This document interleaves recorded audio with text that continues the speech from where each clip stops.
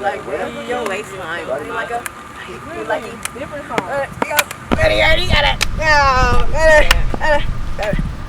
Okay, let us know when you're ready. All right, yeah, I'm good whenever y'all are. So appreciate y'all being willing, first off, just to interview with the Kansas City Defender. Y'all are the very first group of students who we've ever interviewed in the history of our whole organization. So this has got to be a historic moment, I think, for sure. I think a lot of people are going to see it and be moved.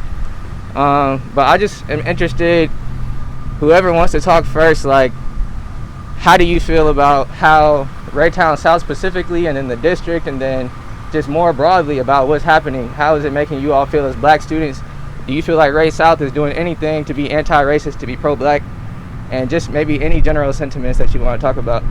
I think that some teachers are making that stride, a few, but I definitely 100% can say that admin is not. I feel like admin's only goal is to silence and silence, but then turn around and get that publicity.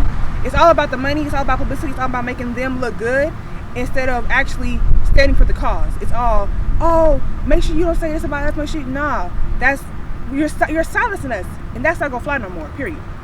Yeah, it really feels like they're just trying to save face. Like all this week as we've been preparing for this walkout, they have been trying to just tell us, well, make sure that you're soft-spoken, or not soft-spoken, but well-spoken and everything, and trying to really control what we feel like we're saying. And we all have agreed that that's not okay. Why are we the ones that have to hold our tongues whenever the issues and the problems are happening to us? Why should we have to stop what we feel and not be able to say what we feel? And in our speeches, you know, we felt like we got to say a little bit of how we felt, but truthfully, admin wasn't as open and as accepting as they tried to paint themselves.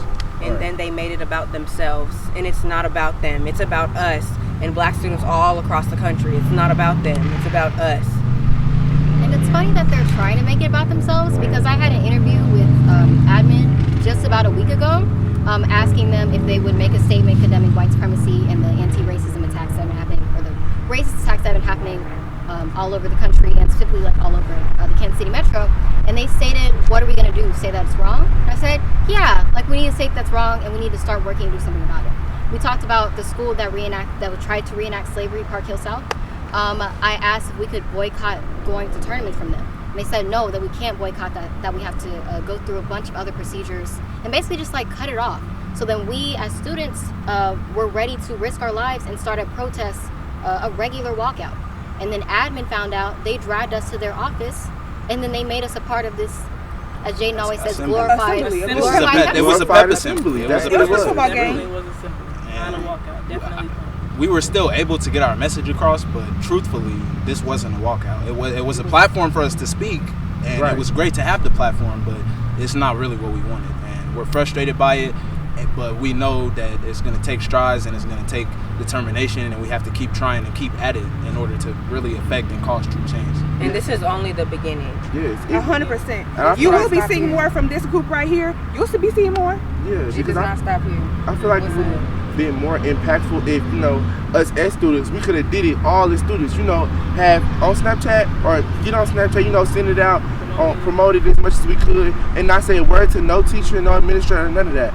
And us as black students get up and walk out of class, have the dignity to get up and walk out of class and speak for ourselves without all the extra. It's actually taking a risk, because it's like, oh, now everybody, they're sending out emails and putting on announcements and all this stuff. It's not the same. It's like it's like assembly, like they reviewing our speeches. Like, no, it's not. It's not what it was supposed to be. And if it was, I'm grateful that we did get the opportunity, yeah, but it was just not. It wasn't. They pushed us out there, and it was a publicity stunt.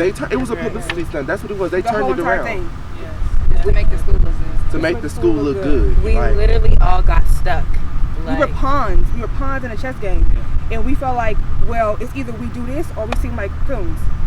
Well, we don't do anything. And I'm so glad that we got to have this interview too, come in here and speak our truth, because just by us just sitting there and doing those speeches, there were excellent speeches, but they were not what we wanted to say.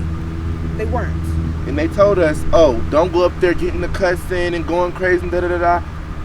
Why y'all saying that? Why nobody was gonna do that? Why would you think? Why Yeah. would you think we would do that originally? Right. That's the whole issue. in itself, like There was Yeah, a why was that strong the first theme thing? when we had like an administrative meeting, me and Christian. We were dragged in with probably about 9 other administrators. And a strong theme was like, oh, well, we understand that you were planning a walkout, but we want to help you. And I remember them specifically saying that we want to be able to control the crowd because we don't want them doing anything disruptive. And then they tried to like play it off as a joke of like, oh, those darn freshmen. But that's not who they were talking about. They were talking about controlling us up here, and they were also talking about controlling the crowd, make sure they weren't doing anything. They were trying to regulate us. Yeah.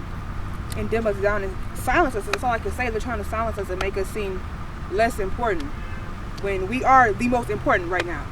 Do you think that they wanted to keep you from saying anything about Raytown South specifically? And if so, then now you have a platform. You can talk. You can say, you know what I'm saying? Because if they're trying to control y'all are black people. Y'all should be able to express yourselves however you want to be, especially if there's injustice happening. Well, even just this interview, we couldn't have it on our campus. We couldn't have it on our Literally. campus. We had to come. It's like we just had the conversation about it. We literally just spoke to y'all and talked to y'all about how we felt about it and everything. And in the same breath, y'all can turn around and say, "Oh, well, y'all can't do that interview on our campus. Y'all have to go somewhere else." Like, really? Right. Right. What are we Pretty talking clear about? that you were Come on. coming here. Like So I what? don't- What was the point? What was the point then? What was the point of letting you record the walkout, Yeah, record the speeches, publicity. record anything? Because that's what they wanted you to see. They wanted you to see all of us students up there with our principals and Coach Morris and everything and all of that, and we're so together, we're this and that.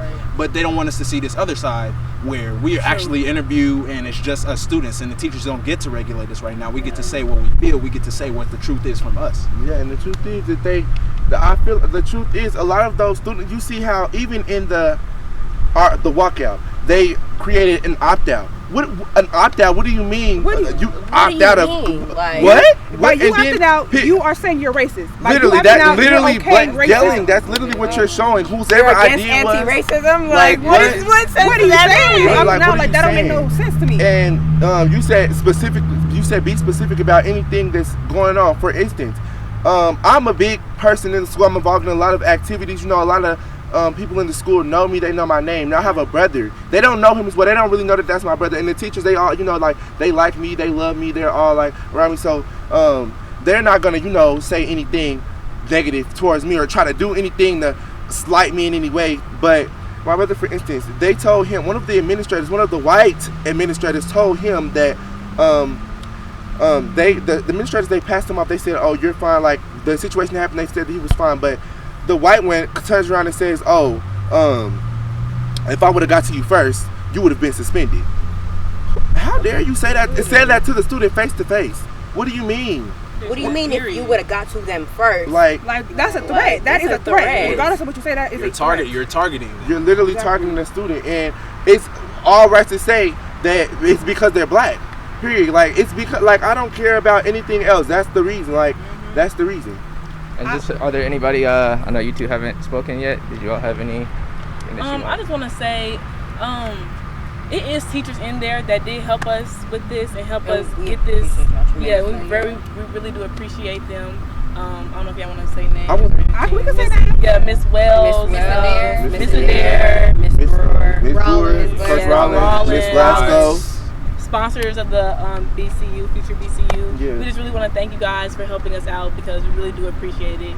They really did give us a push in this. They tried really their hardest. did bring I wanna light into add- this darkness that we're in. Yeah, and I want to add on to the discrepancy because I feel like the discrimination usually like dress code is a big one. A lot of black women, African American women, they always get dress coded when someone of a lighter skin tone could be walking right past and they not say anything towards them. Like even the whole day, like even if she wears a crop top, they're going to dress code her every single time. Immediately, no matter like.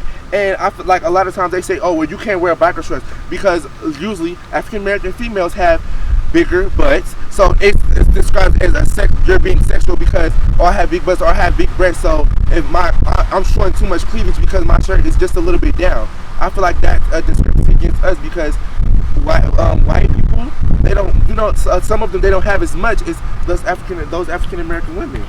And they say comply about the rules, but the rules, they don't even stand by them. You can't not treat everybody, you cannot treat everybody equally and expect us to just, do that. Like, it's very much, it's too much. too much. It's not enough. Like for instance, on my second day of school, I came to school with my shoulders out, and they threatened to kick me off the student council because my shoulders is out. It's a shoulder. Like what's up with a shoulder? Y'all got shoulders? I have this exact fit. Not exact, but like I had on this like little jacket combo with a tank top on. Literally was just called. It was like, oh, you need to button this up. What about what I got on is making you uncomfortable or distracted? That's a you problem. That got nothing to do with me. Exactly. That has nothing to do with me. That's a you problem, not me. I just want to say like one thing before, like, because I'm soon wrapping up. I think my microphone just died, but I could use the audio on here still.